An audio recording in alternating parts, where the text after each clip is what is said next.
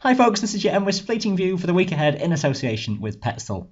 Now it stays a very changeable and at times wild week ahead, some significantly wintry conditions on the mountains as well. Monday starts with Storm Franklin, which is moving away into the Low Countries but leaves a severe gale at least early in the day across the mountains. That will ease down gradually through the day, but it does stay very windy and cold across the top, sub-zero above about 700 or 800 metres. Some clusters of showers early in the day around Wales, the Peak District, and a few coming into northern Scotland as well, with some snow here across the mountains for a time. Showers will tend to fade a little bit as the day goes on, as a little ridge of high pressure just topples in from the west, so some cloud breaks and some sunshine. That brief window of dry weather is soon replaced though by further fronts coming in from the west on Monday night. A warm front will start to lift the temperature and freezing level towards zero, even up to the high tops for a while. Some snow on the forward side of that front though as it runs into cold air, then some heavy rain overnight and first thing on Tuesday, and then cold air soon tucks back in again and that will turn back to snow on its back edge, that rain affecting England and Wales in the morning. Chillier air extends back to all and we're back into a story of showers with some snow and some hail to increasingly low levels, these frequent in western Scotland onwards through the day.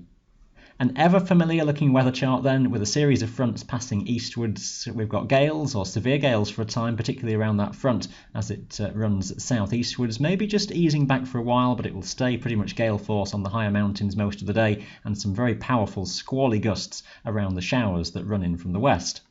Does it get any better into midweek? Well, not really, as it stays a very windy story, gales or severe gales across the mountains much of the way through. Strongest of those winds across the highlands, 70, 80 miles per hour on the tops, particularly around that cold front. Temperatures a shade higher for England, Wales and the south of Scotland, sub-zero though still on the very highest tops, and temperature will lower quite markedly from the northwest as that cold front eventually sinks southwards. So some rain at lower levels for a while, increasingly snow to lower elevations with time as that front comes down. By Thursday that's cleared all the way to the southeast and we're all in very cold air coming around from the northwest in its origins by this stage, so sub-zero conditions to low elevations across the mountains, with a lot of showers of snow and hail coming in and those falling and indeed lying, I suspect, to low levels even across England and Wales, rattling in from the west again on very strong to gale force westerly winds, so severe wind chill factor across the mountains and some significant accumulations of snow. We end on a good note because Friday looks to be the pick of the days. Watch the detail at this distance, but a ridge of high pressure follows all that cold air, so it does look as though there's a window. We'll see just how the timing of this fares, but terrain stays frozen. There will be a widespread frost overnight into Friday, and it looks a bright, wintry day to be found with just a lull in those winds. Keep an eye on that one then, and beware of some very severe conditions on the mountains again through this week. That's your Fleeting View in association with Petzl.